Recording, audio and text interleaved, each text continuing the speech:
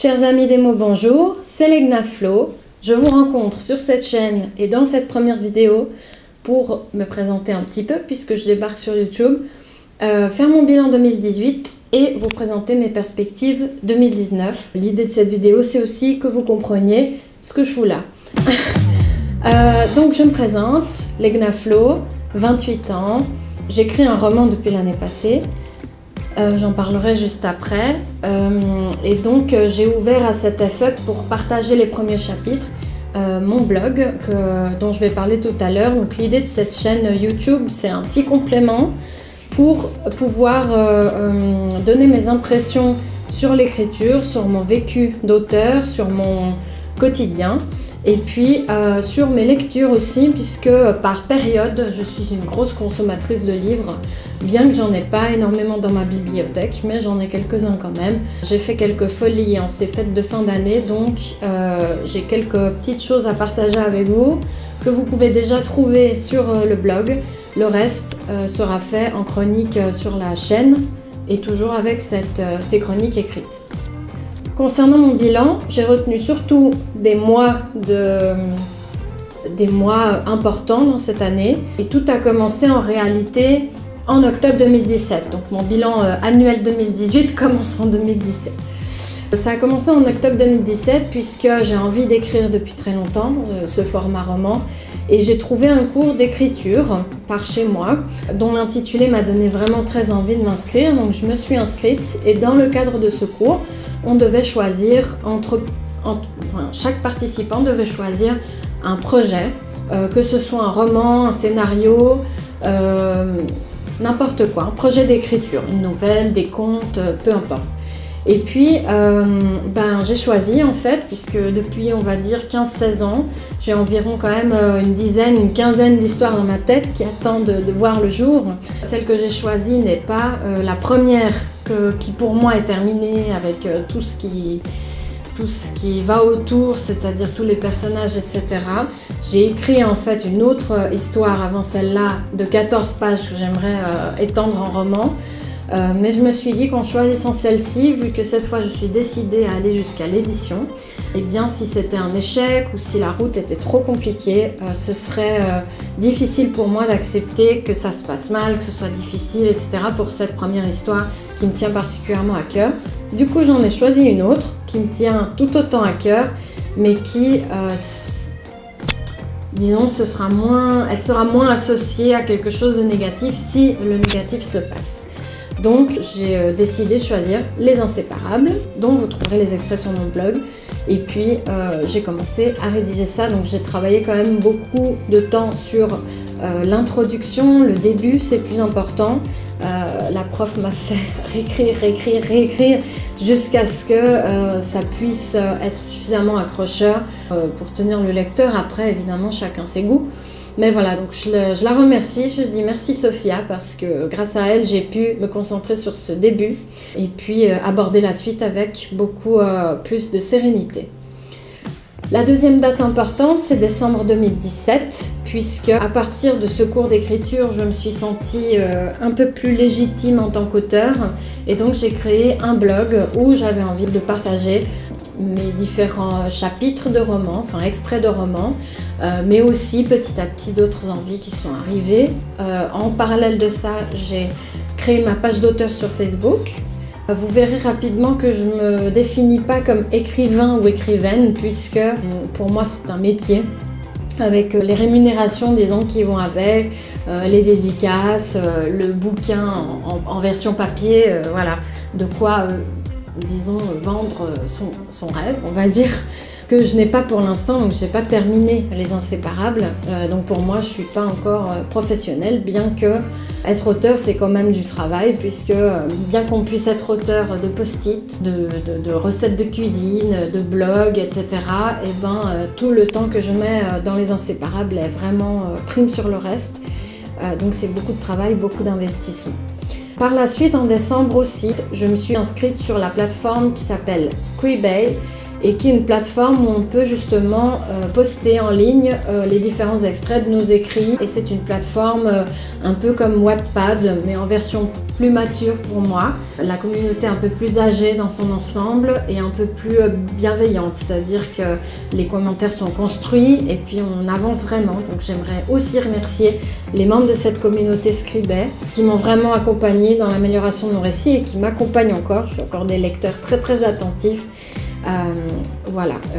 Je m'étais inscrite sur cette plateforme parce que sur le blog j'avais pas vraiment de retour. J'ai eu quelques commentaires bien sûr et puis des commentaires de vive voix de personnes qui me faisaient comme ça des retours, mais jamais eu vraiment de retour bien construit, etc.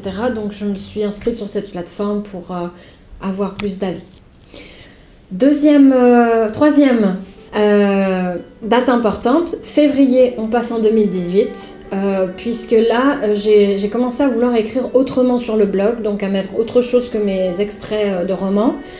Et j'ai écrit mes premiers coups de cœur qui traduisent mon contentement d'avoir rencontré plein d'artistes et des amis des amis incroyables. C'était des rencontres très fortifiantes pour moi en ce début d'année, qui m'ont permis d'avancer, qui me donnent des conseils, qui m'ont donné du courage.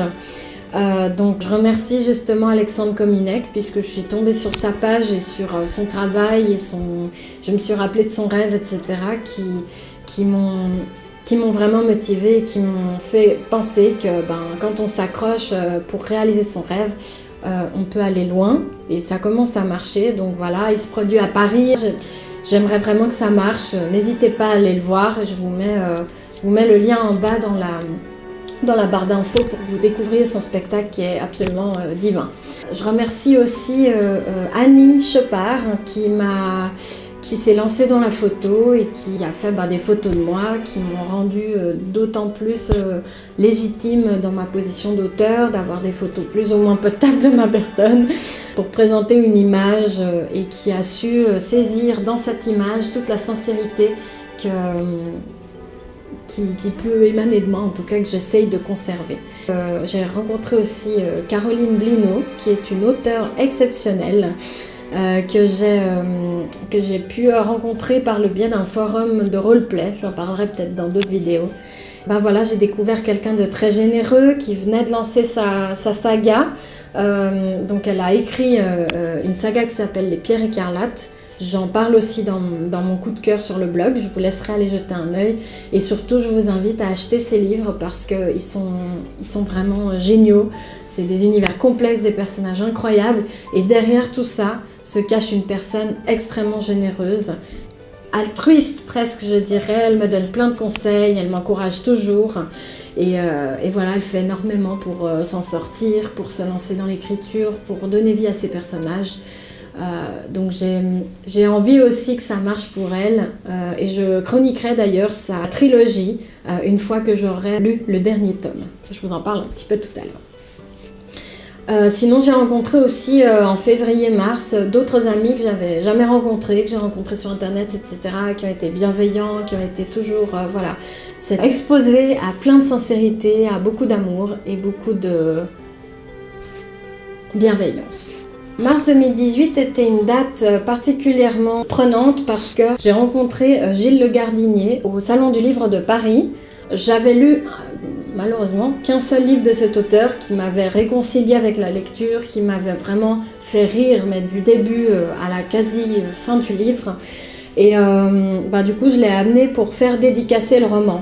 Je voulais pas spécialement en acheter d'autres pour l'instant, je voulais surtout juste faire dédicacer mon livre et voilà. Donc je vous cache pas que j'ai fait 6 heures de queue pour avoir sa dédicace. Au bout de 3 heures, je me suis dit je vais pas partir maintenant, ce serait dommage.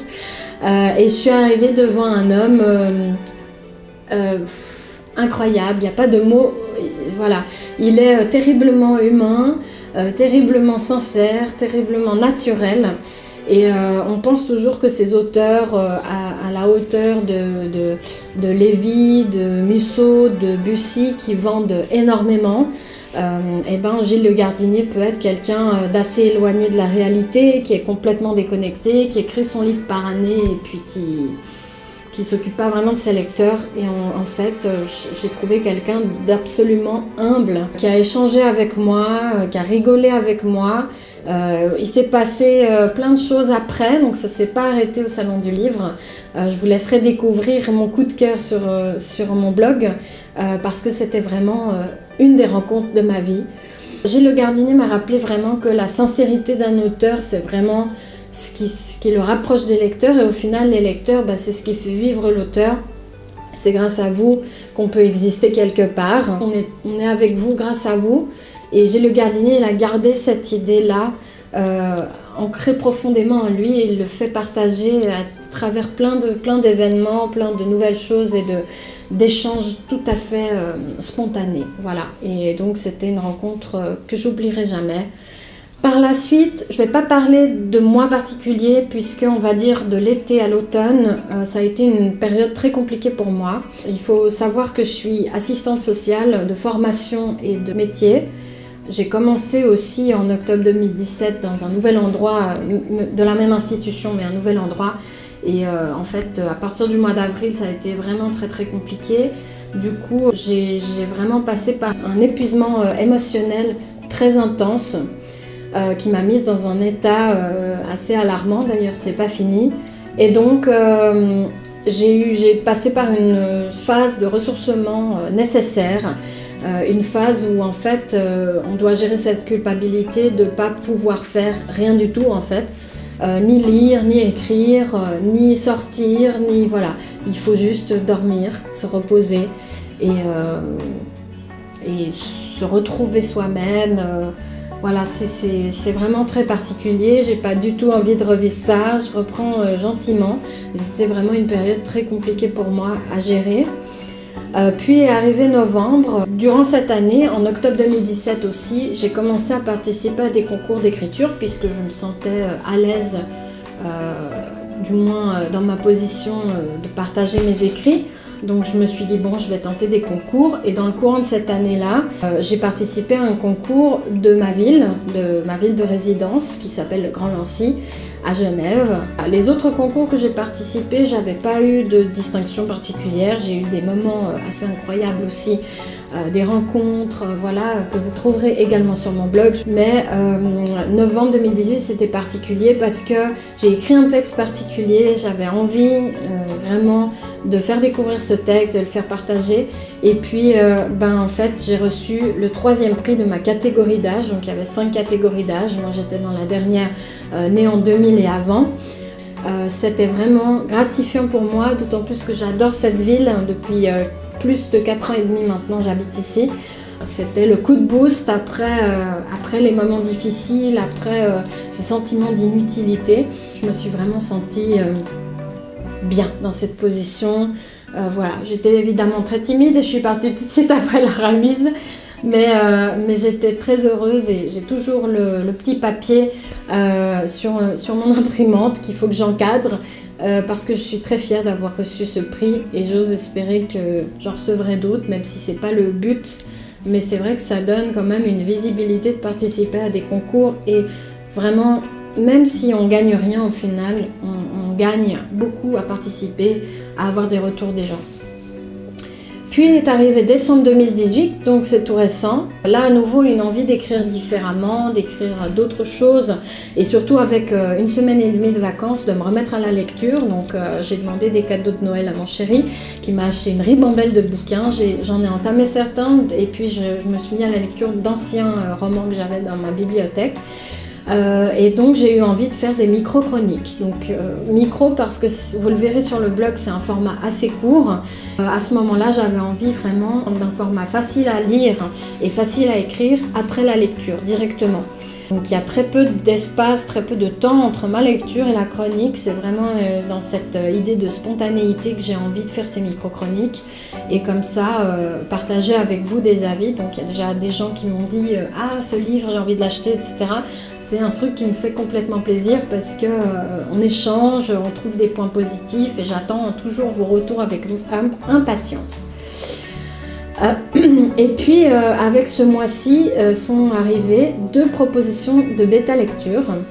Un ami de longue date, que j'ai connu aussi sur un forum de roleplay, qui a écrit en fait son premier roman historique qui parle d'un Français qui va au Japon. Je vous en dis pas plus parce que voilà, le roman est terminé mais il reste des fautes, etc. Donc raison pour laquelle il m'a demandé de lire et d'ailleurs je suis très honorée de ça.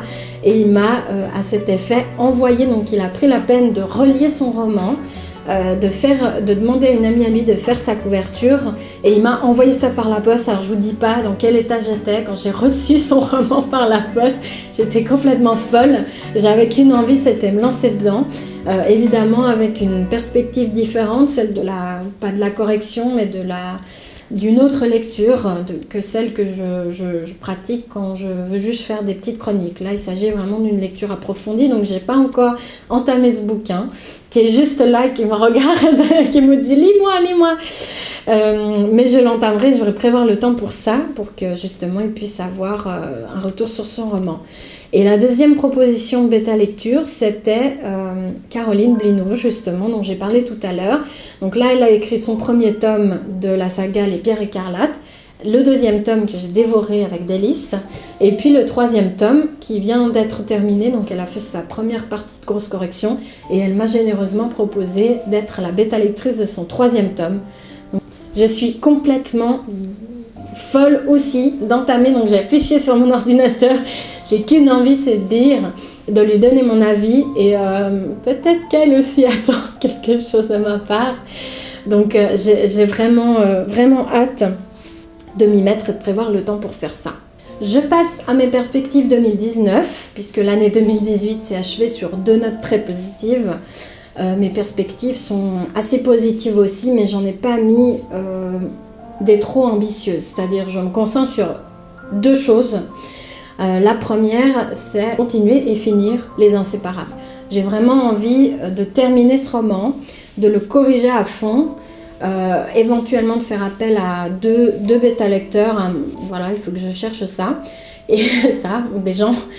Et surtout qu'en tout cas à la fin de l'année il soit prêt pour que je puisse le proposer à des maisons d'édition. Donc je les sélectionnerai en temps voulu, j'en ai quelques-unes en vue, j'ai hésité longtemps, est-ce que je le propose en France, est-ce que je le propose en Suisse. De plus en plus je pense rester en Suisse, mais je peux encore changer d'avis parce que ça fait déjà 3 fois que je change d'avis. Il faut savoir qu'aujourd'hui Les Inséparables c'est 78 500 mots, ce qui correspond à 199 pages en calibri 12, avec les marges de base de Word, j'écris sur Word. Voilà, donc c'est quand même pas mal, ça fait déjà un petit roman, mais j'ai pas du tout fini l'intrigue principale. Je vais petit à petit y arriver, mais ça avance et je vais vraiment prévoir du temps pour ça. J'y ai pas consacré, à mon sens, assez de temps en 2018 et c'est aussi pour ça peut-être que j'ai dû gérer cette frustration de ne pas pouvoir écrire autant que je voulais. Je pourrais toujours pas cette année, mais en tout cas, j'aimerais m'investir un peu plus dans ce temps-là et prendre plus de temps pour écrire Les Inséparables, que je vous invite donc à découvrir sur le blog, puisque je poste régulièrement des extraits, pas des chapitres, mais des extraits, parce que les chapitres, c'est des grosses parties. Alors, je ne sais pas encore combien de temps je vais laisser ça en ligne, je ne suis pas sûre de laisser jusqu'à la fin et en tout cas je ne posterai pas les derniers chapitres des Inséparables, en tout cas pas sur mon blog. Alors, ça c'est ma première perspective, c'est finir Les Inséparables. Deuxième perspective, c'est essayer de lire un petit peu plus, que ce soit pendant les vacances ou pas, j'aime m'enfermer et lire toute la journée. Sauf que voilà, quand on travaille c'est plus difficile, donc j'aimerais continuer ces micro-chroniques. C'est vraiment une façon d'écrire qui me correspond, qui me fait plaisir, qui m'aère l'esprit presque, et puis les échanges surtout que j'ai avec vous après mes lectures, après que vous ayez lu ce que j'ai lu, me donnent des ailes en fait. J'aime vraiment ce système d'échange. Donc les micro-chroniques écrites vont continuer, je vais en faire pour chacune de mes lectures. Par contre, je ne vais pas faire les mêmes micro-chroniques sur ma chaîne YouTube. Je vais plutôt prioriser, mon idée en tout cas pour l'instant, c'est de prioriser plutôt des auteurs, soit qui sont auto-édités, soit des auteurs qui sont peu connus ou dont l'œuvre n'a pas spécialement marché et que moi j'ai adoré par exemple, ou bien des livres un peu de développement personnel ou des livres tout court en fait qui auraient changé ma vie, qui auraient transformé un peu ma vision du monde. Donc voilà, je vais pas refaire toutes les micro-chroniques du blog, c'est pas l'idée de la chaîne. C'est vraiment de mettre en avant ce que j'ai préféré et voilà. Pas en version copier-coller de la chose non plus. Et puis je réfléchis un petit peu pour l'instant à ces conseils sur l'écriture ou à ces visions de mon quotidien. Voilà. Pour l'instant, j'ai pas de vision claire de la chose, mais je vais y réfléchir. J'ai prévu de toute façon de faire plusieurs catégories de vidéos. Ce sera, je pense, assez varié, peut-être trop varié, vous me direz. Ma troisième perspective, ce serait vraiment d'avoir vos attentes, c'est-à-dire ceux qui me connaissent principalement, puisque c'est eux qui vont d'abord voir cette vidéo.